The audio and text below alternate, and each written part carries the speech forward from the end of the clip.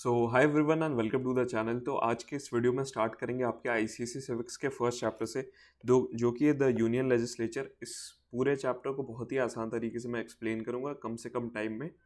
तो video start करते हैं। और वीडियो स्टार्ट करने से पहले यार, अगर आप चाहते हो अपने आईसीएसई 10th बोर्ड्स में अच्छा स्कोर करना, then you can purchase our history civics e book bundle which will cost you just ₹99, जहाँ पे तुम्हें 3 ई बुक्स मिलते हैं। पहला हो गया स्मार्ट नोट्स ई बुक्स। पूरे सब्जेक्ट को हमने एकदम सिलेबस के अकॉर्डिंग स्मार्ट नोट्स बनाए हुए चैप्टर वाइज, जो तुम्हें हेल्प करेंगे पूरे सब्जेक्ट को कम से कम टाइम में कंप्लीट करने में। देन उसके बाद क्वेश्चन बैंक्स, जो मोस्ट इंपॉर्टेंट क्वेश्चन है चैप्टर वाइज, एमसीक्यूज और सब्जेक्टिव दोनों फॉर्मेट में यहाँ पे पूरे क्वेश्चन बैंक तुम्हें मिल जाता है। एंड देन क्विक रिवीजन के लिए माइंड मैप्स। ये तीनों ई बुक्स जस्ट तुम्हें ₹99 में मिलेगा। और ये ऑलरेडी 2000 से ज़्यादा स्टूडेंट्स को हेल्प कर चुका है पिछले 2 साल में 90% से ज़्यादा स्कोर करने में। तो चाहो तो तुम ये परचेज कर सकते हो, इसका लिंक डिस्क्रिप्शन में मिलेगा। और फ्री मटेरियल्स भी बहुत सारे यार, प्रीवियस ईयर क्वेश्चंस हो गए इस चैप्टर के, एमसीक्यूज हो गए, या फिर 1 पेज नोट्स, तीनों चीज़ आपको फ्री ऑफ कॉस्ट हमारे एप्लीकेशन पे मिल जाएगा। इसका भी लिंक डिस्क्रिप्शन में मिल जाएगा, जाके वहाँ से तुम हमारा ऐप डाउनलोड कर सकते हो। तो चलो लेक्चर को स्टार्ट करते हैं। तो बेसिकली यूनियन लेजिस्लेचर होता क्या है। तो देखो, पहले के टाइम में क्या होता था, एक राजा होता था, वही सारे रूल्स को बनाता था, एग्जीक्यूट करता था, और फिर जस्टिस भी वही प्रोवाइड करता था। बट आज के डेमोक्रेसी में आपको पता होना चाहिए, इंडिया इंडिया सबसे बड़ा डेमोक्रेटिक कंट्री है इस वर्ल्ड में। और इंडियन डेमोक्रेसी में होता क्या है, 3 विंग्स होते हैं गवर्नमेंट के। पहला विंग जो होता है, जो लॉ बनाता है, वो होता है लेजिस्लेचर।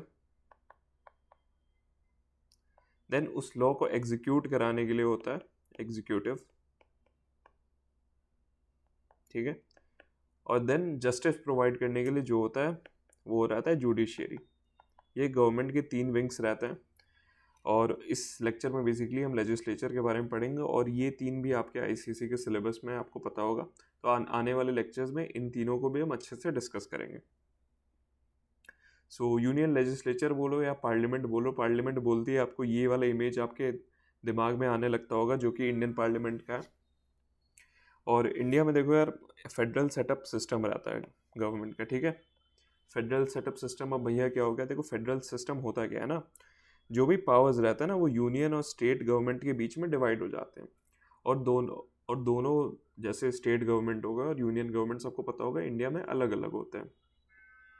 यूनियन बेसिकली वो हो गया जो ओवरऑल इंडिया के लिए, जैसे जो भी रूल्स हो गए, वो हो गए, वो सब सारे यूनियन पास करते हैं। और फिर स्टेट गवर्नमेंट्स हो गए, अपने रीजनल मैटर को सॉर्ट आउट करते हैं और रीजनल मैटर पे ध्यान देते हैं, वो स्टेट गवर्नमेंट्स में रूल्स डिवाइड रहते हैं, ठीक है। और फेडरल सेटअप का कुछ फीचर्स भी होता है, जैसे दोनों को यार कॉन्स्टिट्यूशन जो हमारा है, दोनों को फॉलो करना पड़ता है, ठीक है। तो यहाँ पे वही लिखा है, federal setup, India is a federal country with a division of powers between union and state governments and dual government system. Powers are divided between the central authority and the various constituent units, जो कि states बोलते हैं, ठीक है। अब इनके की features क्या हो गए, यूनियन और स्टेट में देखो, जुडिशिएशन और स्टेट गवर्नमेंट्स में ये सारे जो पावर्स हो गए, जैसे मैंने बताया, वो डिवाइडेड रहता है। The union government handle subjects of national importance while state government manages regional matters, ठीक है। अब फिर देखो, जो यूनियन लेजिस्लेचर होगा ना, इसके 3 बॉडीज होते हैं, 3 कॉन्स्टिट्यूएंसीज जैसे बोल सकते हैं। पहला हो गया लोकसभा, देन राज्यसभा, और फिर प्रेसिडेंट। ये जो हमारे यूनियन पार्लियामेंट है, इसके 3 कॉन्स्टिट्यूएंसीज ये रहते हैं, लोकसभा, राज्यसभा और प्रेसिडेंट। लोकसभा देखो, ये बेसिकली आम जनता का हाउस कह सकते हैं, lower house of the parliament भी इसे हम बोलते हैं, क्योंकि इसके जो मेंबर्स होते हैं वो आप और मैं डिसाइड करते हैं। एमपीज़ के जो इलेक्शंस होते हैं, इलेक्शंस में वोट करके आप और मैं ही इनके मेंबर्स को डिसाइड करते हैं, तो इसे lower house of the parliament भी बोलते हैं, ठीक है। पार्लियामेंट का देखो रोल क्या रहता है, functions as the supreme legislative body responsible for making laws, controlling finances and overseeing the executive, ठीक है। अब देखो लोकसभा का कॉम्पोजिशन कितना रहता है। लोकसभा का जो मैक्सिमम स्ट्रेंथ है, जितने मेंबर्स हो सकते हैं, वो 552 मेंबर्स है, जिसमें से मैक्स टू मैक्स 530 आपके स्टेट से हो सकते हैं, मतलब हर एक स्टेट से कुछ मेंबर्स इलेक्ट होते हैं, जैसे मैंने बताया वोट का आप और मैं करते हैं। तो हम अपने एमपीज़ को सेलेक्ट करते हैं। अब कितने नंबर ऑफ हर स्टेट से रहते हैं एमपीज़, तो वो भी देखो वो उस स्टेट के पॉपुलेशन के हिसाब से डिसाइड करता है। जैसे उत्तर प्रदेश का पॉपुलेशन ज़्यादा है तो वहाँ के ज़्यादा एमपीज़ रहते हैं, ज़्यादा मेंबर्स रहते हैं लोकसभा में कंपेयर टू आप सिक्किम देख लो और भी छोटे स्टेट्स जो हैं उनके कंपैरिजन में बड़े स्टेट्स का जहाँ पे पॉपुलेशन ज़्यादा नंबर ऑफ एमपीज़ रहते हैं, सो ज़्यादा नंबर ऑफ मेंबर्स रहते हैं लोकसभा में उस स्टेट के। तो मैक्स टू मैक्स 530 एक स्टेट के मेंबर्स रह सकते हैं लोकसभा के अंदर।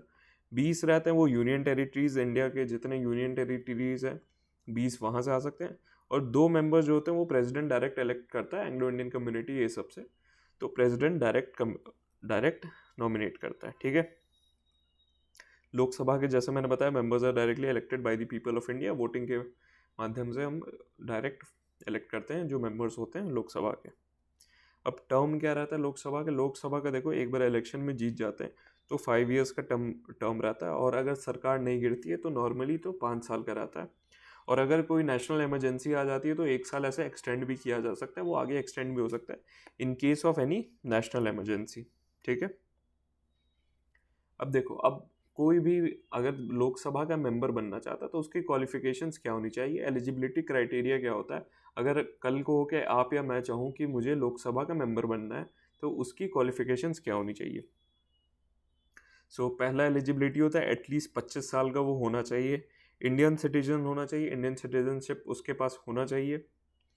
और फिर और भी बहुत सारे क्राइटेरियाज होते हैं। Should not hold any office of profit under the government.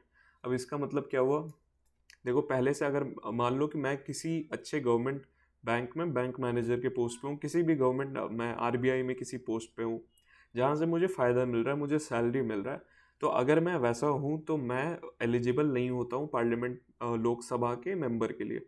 अगर मुझे लोकसभा का मेंबर बनना है तो पहले मुझे यहाँ से रिज़ाइन करना होगा, ठीक है।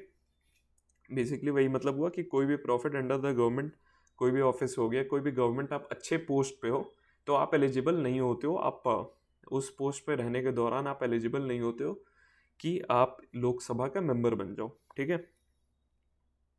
Should not be of unsound mind, दिमागी तौर से ठीक होना चाहिए कोई भी बंदा, तभी वो एलिजिबल होता है लोकसभा के मेंबरशिप के लिए, ठीक है।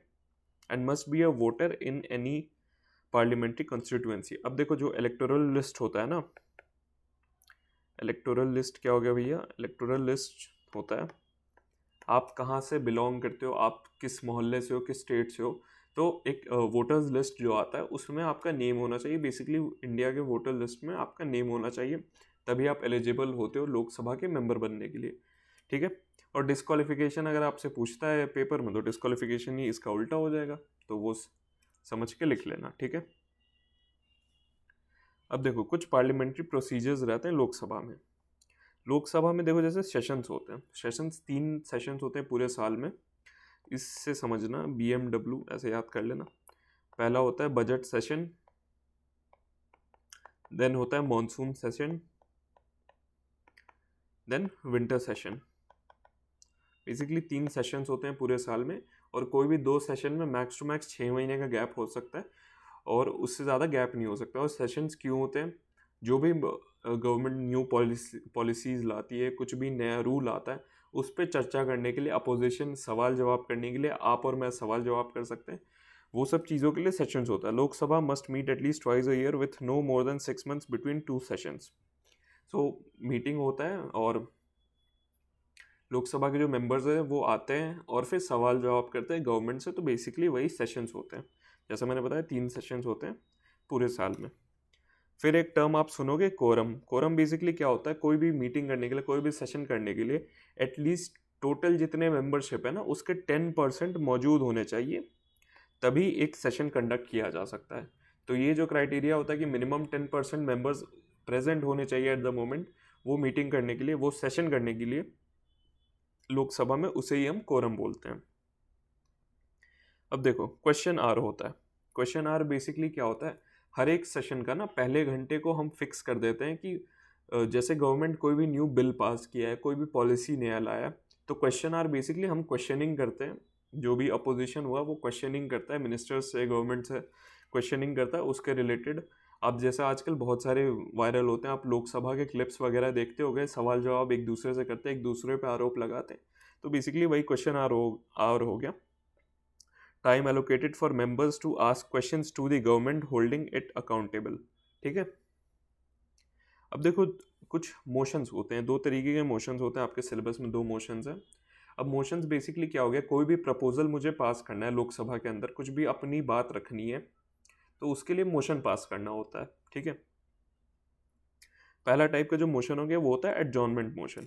एडजॉर्नमेंट वर्ड का मतलब क्या हुआ, कोई भी मीटिंग को टेम्पररीली एडजॉर्न करना, रोकना और दूसरे टॉपिक पे डिस्कशन करना। तो एडजॉर्नमेंट मोशन वही हुआ, देखो हर एक सेशन का ना पहले से एजेंडा फिक्स रहता है कि इस सेशन में हम ये बात करेंगे, इन टॉपिक्स पे चर्चा होगा इस सेशन में, बट अचानक कुछ कुछ पब्लिक इंटरेस्ट में कुछ इमरजेंसी है, कुछ नेशनल इमरजेंसी का कोई टॉपिक हो गया, जैसे फॉर एग्जांपल अगर सेशन चल रहा है उसी दौरान कुछ एक दो दिन पहले या ये चीज़ रहता है कि कोई ट्रेन हादसा कहीं पे हो गया है और बहुत सारे लोग उसमें मर गए हैं, तो रेल मिनिस्टर से आप सवाल जवाब करने के लिए अब एक एडजॉर्नमेंट मोशन पास होता है कि इस अभी जो मीटिंग चल रहा है, अभी जिस पर चर्चा चल रहा है उसे उस चीज़ को रोकना है और फिर ये ज़्यादा इंपॉर्टेंट है, हमें इस पर अभी डिस्कशन करना है। तो वो बेसिकली एडजॉर्नमेंट मोशन हो गया। ठीक है, देन होता है no confidence motion, a motion that can be moved by any member against the ruling government, if passed it leads to the resignation of the government. अब देखो जैसे क्या एग्जांपल मैंने दिया, जैसे रेल मिनिस्टर से हम सवाल जवाब कर रहे हैं, तो जो अपोजिशन पार्टी होता है ना, देखो गवर्नमेंट कैसे फॉर्म होती है, जिसके नंबर ऑफ सीट्स ज़्यादा आते हैं लोकसभा में तो वो गवर्नमेंट फॉर्म कर लेती है। तो नो कॉन्फिडेंस मोशन बेसिकली क्या होता है, जो अपोजिशन पार्टी होती है ना वो एक नो कॉन्फिडेंस मोशन पास कर सकती है किसी भी मिनिस्टर के खिलाफ, जैसे फॉर एग्जांपल रेल मिनिस्टर के खिलाफ कर सकती है, एग्रीकल्चर मिनिस्टर के खिलाफ कर सकती है कि ये ऐसा काम नहीं कर रहे, कुछ भी उनके काम को रिलेटेड, और ये मोशन पास होता है। और एटलीस्ट इसका देखो क्राइटेरिया क्या होता है, एटलीस्ट 50 मेंबर्स को पास करना होता है ये चीज़। और ये मोशन ना बहुत खतरनाक होता है, क्योंकि अगर ये मोशन, अगर वोट पास हो गया, अगर ये मोशन पास हो जाता है तो जो गवर्नमेंट है ना, एक मिनिस्टर ही नहीं पूरे गवर्नमेंट को रिज़ाइन करना पड़ता है, वो गवर्नमेंट गिर जाती है। तो ये चीज़ होता है, a motion that can be moved by any member against the ruling government, if pass it leads to the resignation of the government. पूरी गवर्नमेंट भाई साहब गिर जाती है अगर ये नो कॉन्फिडेंस मोशन पास हो जाता है तो। आई होप ये पार्लियामेंट्री प्रोसीजर्स आपको लोकसभा के समझ आ गए होंगे। ठीक है, अब देखो लोकसभा के स्पीकर होते हैं, आपने जैसे मैंने बताया कि आप अगर क्लिप्स देखते होगे, बहुत सारे चैनल्स है जो लोकसभा के डायरेक्ट लाइव टेलीकास्ट वगैरह होता है, आपने अगर कभी देखा होगा तो एक ऊपर ऐसे बैठे रहते हैं जो सबको डिसिप्लिन में रहने को बोलते हैं, सबको चुप रहने को बोलते हैं, सब मतलब बेसिकली पूरे डेकोरम को मेंटेन किए रहते हैं लोकसभा के, वो होते हैं स्पीकर होते हैं। अब स्पीकर इलेक्ट कैसे होते हैं, स्पीकर इलेक्ट होते हैं डायरेक्ट, जो लोकसभा के मेंबर्स हैं ना वो डायरेक्ट इलेक्ट करते हैं, आपस में चूज करके हमारे स्पीकर को इलेक्ट किया जाता है। ठीक है, अब स्पीकर भाई साहब का रोल क्या रहता है, उनके फंक्शंस क्या रहते हैं, presides over meetings of Lok Sabha, meeting जैसे मैंने बताया लोकसभा के जो भी मीटिंग्स वगैरह होते हैं तो उस चीज़ का वो ख्याल रखते हैं। Maintains order and decorum in the house, कोई भी कुछ आप जैसे देखते होगे, अगर फॉर एग्जांपल कोई भी मिनिस्टर कुछ अपनी बात रख रहा है, बीच में से कोई और बोले जा रहा है, उधर से कोई और बोल रहा है, बहुत ही शोर शराबा हो गया, तो उसको वो बोलते हैं कि शांत होने को बोलते हैं, डिसिप्लिन में रहने को बोलते हैं, तो बेसिकली डेकोरम मेंटेन करने के लिए बोलते हैं, पूरे हाउस का, पूरे लोकसभा का ये डेकोरम मेंटेन करते हैं। Decides on points of order and has the final authority in interpreting rules of procedure, कोई भी रूल या रेगुलेशन वो निकलता है तो इनका फाइनल अथॉरिटी इन्हीं का रहता है उस चीज़ को पास करने का। Cast a vote in case of a tie, अगर कोई सा भी देखो फॉर एग्जांपल जैसे मैंने मोशन जो भी मोशंस के बारे में हमने डिस्कस किया तो उसमें वोटिंग होता है, अगर वोटिंग में अगर वो टाई हो जाता है ना तो स्पीकर भी उसमें वोट कर सकता है, अगर टाई होने पे स्पीकर उसमें वोट कर सकता है वो किस तरफ रहना चाहता है। Then represents the house in its relations with the president and outside authorities. I hope आपको स्पीकर के इलेक्शंस और कैसे इलेक्शन होता है और ये फंक्शन समझ आ गए होंगे। ठीक है, अब लोकसभा के बारे में हमने बात कर लिया, अब राज्यसभा के बारे में बात करते हैं।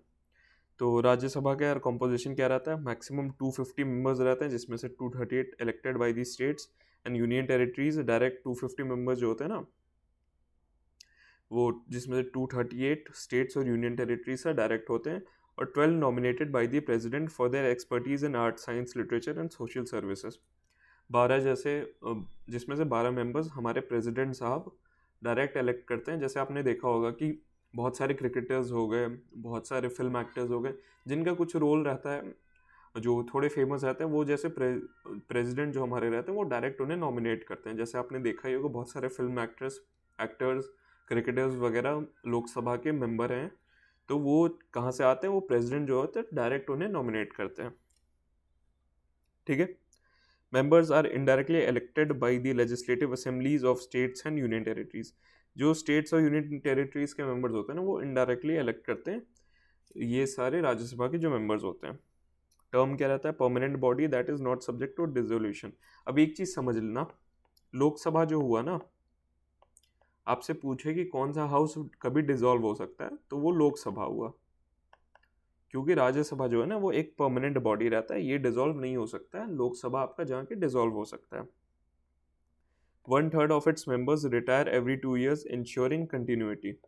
1/3 जो मेंबर्स रहते हैं ना उनको रिटायर कर दिया जाता है और न्यू मेंबर्स आते रहते हैं कंटिन्यूटी मेंटेन करने के लिए। ओके। अब देखो राज्यसभा का मेंबर बनने के लिए क्या क्वालिफिकेशन होना चाहिए। ही और she must be at least 30 years of old, must be a citizen of India. और क्राइटेरिया क्या होता है, similar to those for Lok Sabha including not holding any office of profit, not being of unsound mind और insolvent. Same वही सारे criterias की कोई भी office of government and profit में उनमें नहीं रहना चाहिए, मतलब किसी भी गवर्नमेंट पोस्ट पे अगर हैं वो तो मेंबर के लिए वो क्वालिफाई नहीं करते हैं। अनसाउंड माइंड के नहीं होना चाहिए, दिमागी रूप से ठीक होने चाहिए, and must be a voter in parliamentary constituency, electoral list में उनका नाम होना चाहिए। ठीक है। अब देखो राज्यसभा के प्रिसाइडिंग ऑफिसर्स कौन होते हैं। जो वाइस प्रेसिडेंट रहता है ना, वो एक्स ऑफिशियो चेयरमैन की तरह उनका वो रोल रहता है राज्यसभा में, वो एक्स ऑफिशियो चेयरमैन रहते हैं। फिर डिप्टी चेयरमैन कौन होते हैं भाई, elected by the members of Rajya Sabha to preside over sessions in the absence of the chairman. Chairman की जब एब्सेंस में रहते हैं ना, चेयरमैन जब एब्सेंट रहते हैं तो एक डिप्टी चेयरमैन को इलेक्ट किया जाता है जो उनके जगह पे उस वक्त वो रोल को निभाता है। ठीक है। अब प्रिसाइडिंग ऑफिसर का फंक्शंस क्या होते हैं, similar to those of the speaker. Speaker की तरह ही लोकसभा के जैसे स्पीकर्स का जो भी फंक्शन रहता है, डेकोरम वगैरह मेंटेन करना, वही सारी चीज़ें इनका रहता है, including maintaining order and ensuring the smooth conduct of proceedings. Okay. अब powers and functions of the union parliament. Union parliament के कुछ पावर्स और फंक्शंस रहते हैं। तो लेजिस्लेटिव पावर्स अगर बोलें तो makes laws on subjects in the union list and concurrent list. अब देखो लॉज वगैरह बनाते हैं, जैसे मैंने बताया, कोई किसी भी नेशनल बिल्स हो गए, कुछ भी पास करना हुआ, कुछ न्यू बिल्स वगैरह होते हैं, तो वो आपके लेजिस्लेटिव पावर्स में आते हैं। Can make laws on state list subjects under certain circumstances, example during a national emergency. कोई भी नेशनल इमरजेंसी होता है, आपने हिस्ट्री में भी देखा होगा, पहले के टाइम अगर कोई डॉक्यूमेंट्री वगैरह आप देखते हो तो उसमें आपको पता चलेगा कि किस तरीके से कोई भी न्यू लॉ ये लोग बना सकते हैं। ठीक है। फाइनेंशियल पावर्स क्या हो गए भाई, जो भी मनी बिल्स वगैरह होते हैं, बजट्स वगैरह होते हैं, वो फाइनेंस बिल्स होते हैं, वो सब ये इंट्रोड्यूस करते हैं। Lok Sabha has greater control over financial matters with the Rajya Sabha having a more advisory role. अब जो फाइनेंशियल मैटर्स हो गए ना, जैसे मनी बिल सिर्फ लोकसभा में पास हो सकता है, तो फाइनेंशियल मैटर्स जो भी हो गए वो लोकसभा देखता है, और एडवाइजरी मैटर्स ज़्यादा राज्यसभा के रिलेटेड रहती हैं। ओके। अब जुडिशियल पावर्स में क्या हो गए, जुडिशियल पावर्स में हो गए can impeach the president, vice president and जजेस of the supreme court and high courts. ठीक है।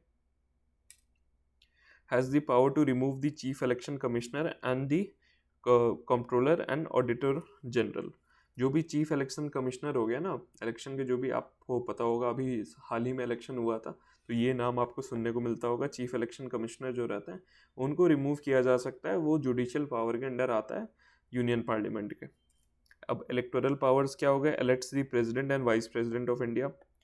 वाइस प्रेसिडेंट और president of India union parliament ही डिसाइड करता है, उनके मेंबर्स ही डिसाइड करते हैं। Members of the Rajya Sabha are elected by the state legislative assemblies. I hope ये सारे पॉइंट्स आपको क्लियर हो गए होंगे। एंड ये जितने मैं स्लाइड्स वगैरह दिखा रहा हूँ ना, ये एज अ नोट्स आपके लिए, तो पेन कॉपी आपके हाथ में होना चाहिए। ये सारे बहुत ही अच्छे तरीके से मैंने सारे पॉइंट्स को इंक्लूड किया है इस पीपीटी में, तो ये पॉइंट्स को लिखते जाना, ठीक है। देन नेक्स्ट पावर हो गया amendment of the constitution, can amend the constitution by passing an amendment bill with a 2/3 majority in both houses. अब एक ये लोग बिल पास कर सकते हैं जिसमें 2/3 ऑफ द मेंबर्स का हाँ में हाँ होना चाहिए, ठीक है, जिसमें constitution can amend the constitution by passing, ठीक है, ये चीज़ आपको समझ आ गया कि ये बिल पास कर सकते हैं जिसमें जैसे पहले भी मैंने डिस्कस किया था, बिल वगैरह पास करने के लिए 2/3 मेजोरिटी दोनों हाउसेस की होनी चाहिए। Control over executive, the council of ministers including the prime minister is collectively responsible to the Lok Sabha. I hope ये सारी पॉइंट्स आपको क्लियर हो गए होंगे, ठीक है। अब देखो यूनियन पार्लियामेंट्स वगैरह के पावर्स डिस्कस कर लिए जो कॉमन पावर्स होते हैं। अब कुछ एक्सक्लूसिव पावर्स भी रहते हैं कि ये सारे पावर्स सिर्फ राज्यसभा के और ये सारे पावर्स सिर्फ लोकसभा के पास होते हैं। जैसे मैंने पहले बताया था, लोकसभा के पास जो फाइनेंशियल वाले मैटर्स ज़्यादा होते हैं वो लोकसभा के रहते हैं, जैसे initiates money bills and has the final से इन दी फाइनेंशियल मैटर। जो भी फाइनेंशियल मैटर्स में होता है, फाइनल जो हाँ होता है वो लोकसभा का ही होता है, जो अप्रूवल होता है ना वो बेसिकली लोकसभा का ही रहता है फाइनेंशियल बिल्स में। नो कॉन्फिडेंस मोशन जो है वो सिर्फ लोकसभा में पास किया जा सकता है, ठीक है। राज्यसभा में can declare that it is necessary for parliament to make the laws on state list subject in the national interest, has the power to create new all India services. कोई भी न्यू लीगल जैसे कुछ भी law वगैरह होती है वो राज्यसभा में ज़्यादा एडवाइजरी वाले, जैसे मैंने बताया था एडवाइजरी रिलेटेड जो भी रहते हैं पावर्स वो ज़्यादा राज्यसभा में आपको देखने को मिलेंगे, ओके। सो यही था चैप्टर, बहुत कम टाइम में पूरे चैप्टर को मैंने एक्सप्लेन कर दिया आपके क्विक रिवीजन के लिए, और पहली बार भी आप पढ़ रहे होगे तो ये आराम से आपको सारी चीज़ें समझ में आ गई होंगी। ये जो सारे स्लाइड्स हैं ना वो आपको एप्लीकेशन पे मिल जाएगी, जाके ऐप हमारा डाउनलोड कर लेना, बहुत सारे फ्री मटेरियल्स भी मिल जाएगा। सो आई होप आपको वीडियो अच्छा लगा होगा, कैसा लगा यार कमेंट में ज़रूर बताना। So thank you so much for watching.